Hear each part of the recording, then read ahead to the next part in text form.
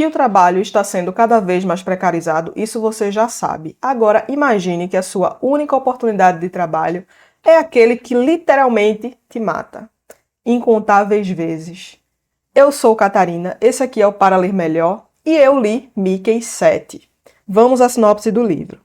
No contexto geral, a humanidade já está colonizando outros planetas e cada colonização é feita por uma nave que pode levar consigo um descartável.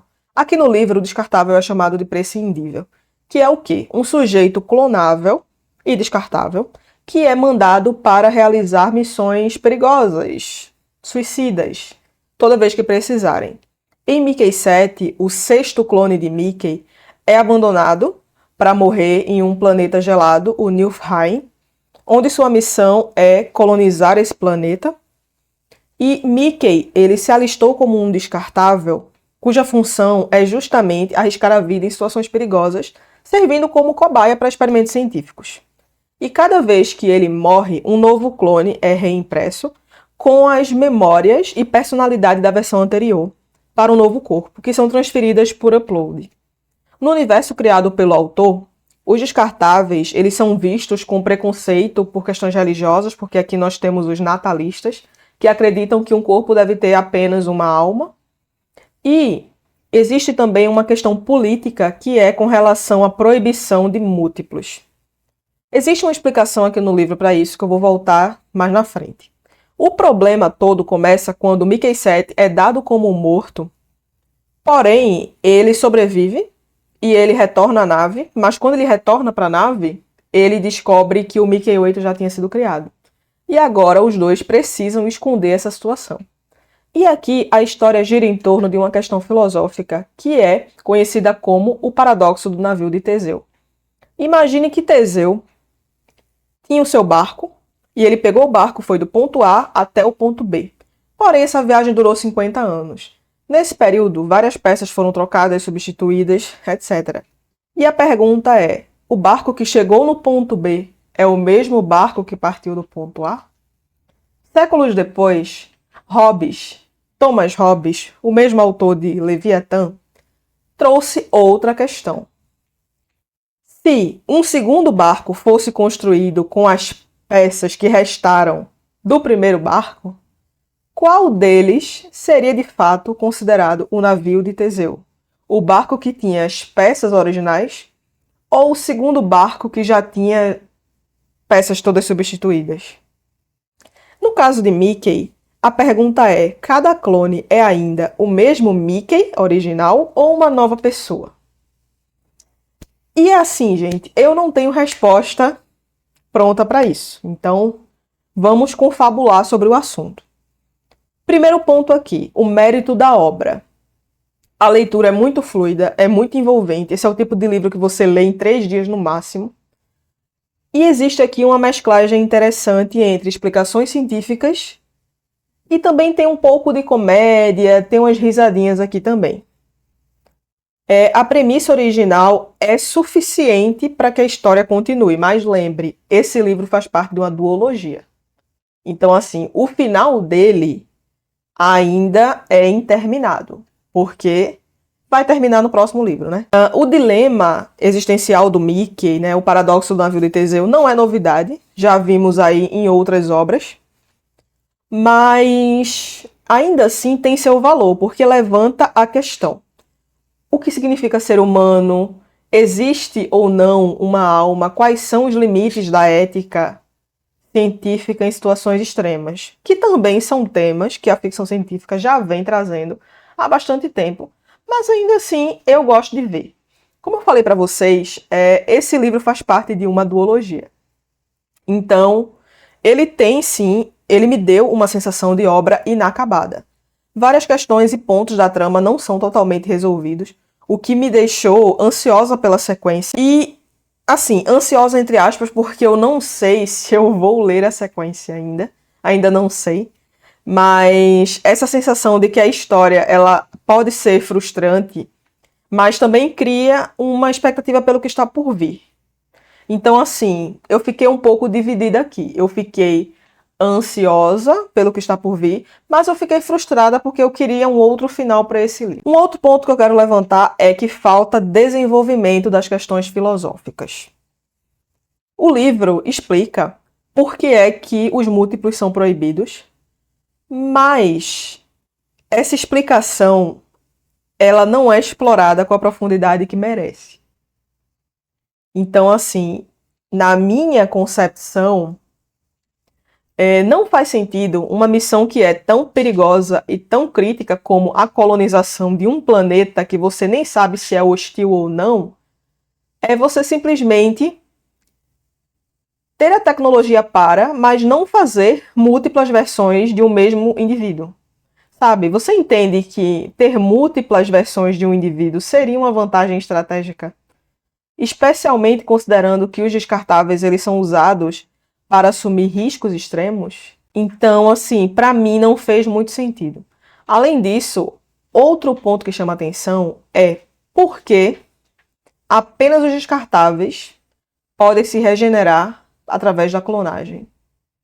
Porque pensa assim, em uma missão que é composta por um grupo pequeno de pessoas que são responsáveis por milhões de embriões congelados, que seria, né, o futuro da colônia, seria esperado que todos os membros da equipe tivessem acesso a algum mecanismo de backup, em caso de morte acidental.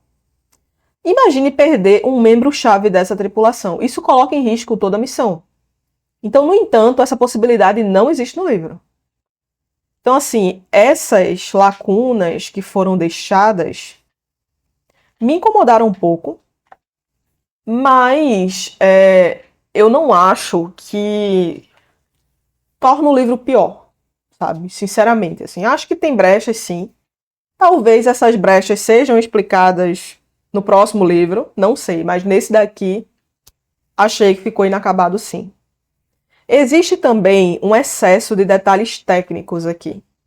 Por exemplo, o tempo todo o autor faz questão de frisar que é muito caro reimprimir um clone, que eles vivem em escassez de alimentos e que existem desafios logísticos da colônia, esse tipo de coisa. Esses detalhes eu entendo que ajudam a construir o universo da história, mas eles acabam tirando o foco das questões centrais da história, que são aquelas filosóficas que eu falei lá atrás.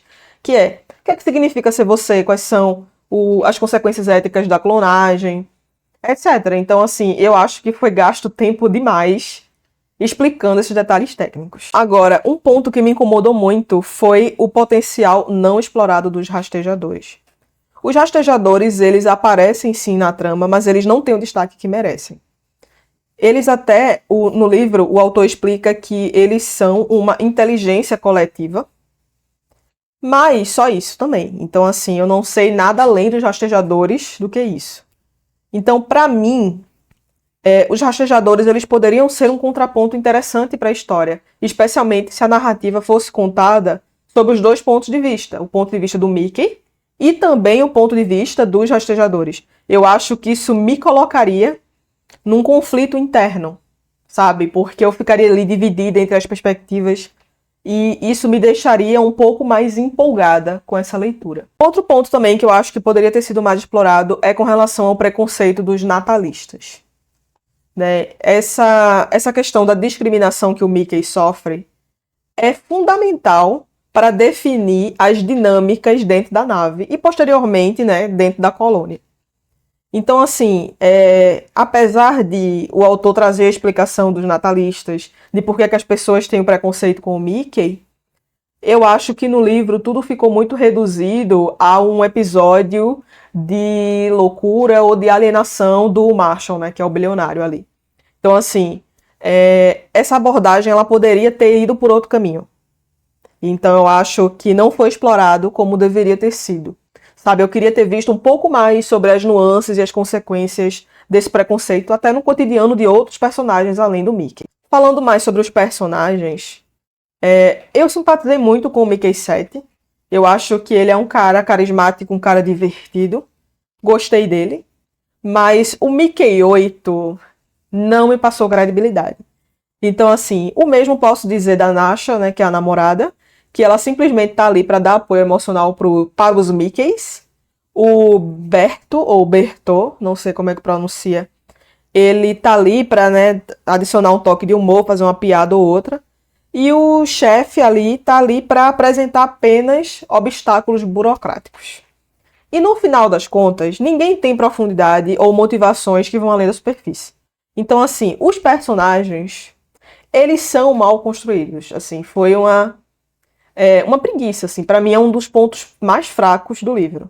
São os personagens. Então, assim, tinha muita oportunidade de explorar as complexidades emocionais e éticas de um mundo onde a clonagem é uma realidade, mas o autor insistiu em seguir por uma abordagem segura e previsível, focando apenas no que é necessário para a história seguir para frente. O ponto que eu mais gostei do livro talvez tenha sido a discussão sobre o trabalho precarizado.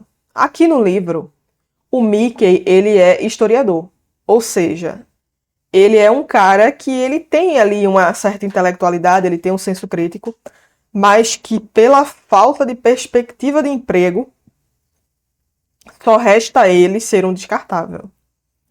E isso é muito doloroso, porque pelo menos aqui no Brasil, né, nós estamos vendo isso acontecer, pessoas que têm uma formação, mas que elas acabam se encaminhando para subempregos ou para trabalhos que não exigiriam essa formação toda que elas têm, simplesmente por questão de sobrevivência. E eu gostaria de ter visto isso também muito mais no livro, porém não o vi. Então, para mim, o livro ele ficou ali meio que com várias portas abertas, mas que elas não foram completamente exploradas. Então, assim, só para concluir a minha opinião sobre o livro. Eu acho que se eu não tivesse visto o filme, eu teria gostado mais do livro.